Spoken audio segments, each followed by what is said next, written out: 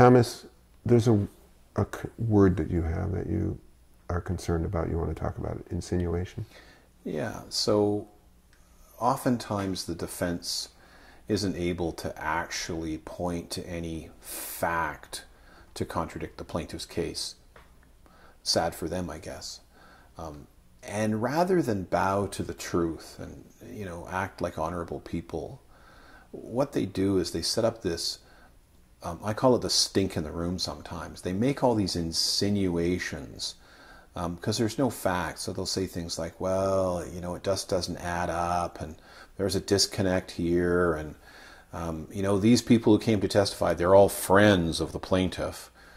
The most defensive one of all is that, because if you're hurt, and before the injury you used to be able to run really fast and really long, and after the injury you can't, who would know that?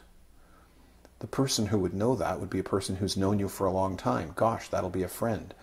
It won't be the Starbucks barista.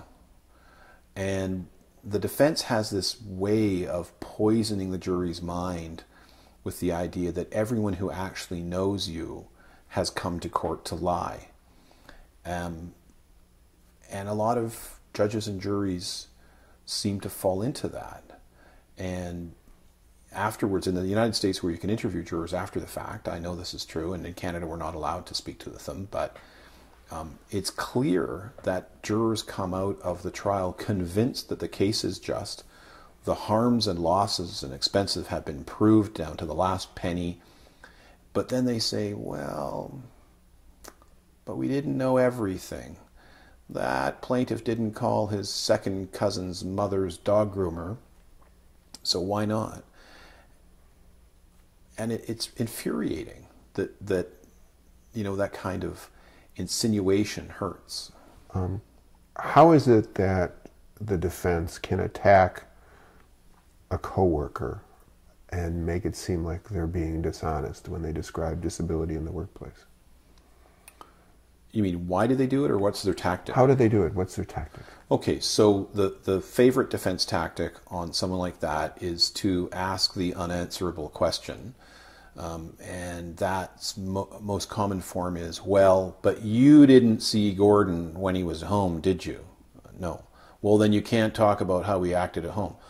No, but I can talk about how he acted for 8 hours in the day at work. Oh yeah, but that was after the lawsuit started, so he could have been faking. Well, I don't think so, but he could have been. Well, yeah, I guess it's possible, but I don't think so. So you agree he was faking. And that's kind of the tactic they use. And they will use that, they'll find a question that they think fits into their theme, and they will ask that of virtually every witness, whether the witness goes near those facts or not. Absolutely. Yeah, and as I said earlier, that they'll take any kind of inconsistency and say that proves that the person's lying. If you say the car was light colored and another person says that it was pale green, oh, there you go, you can't trust them. And yet everyone who has been a parent or even been a child would know that if the story that all the witnesses tell is word for word the same, they're lying. Because only actors get their lines perfect every time.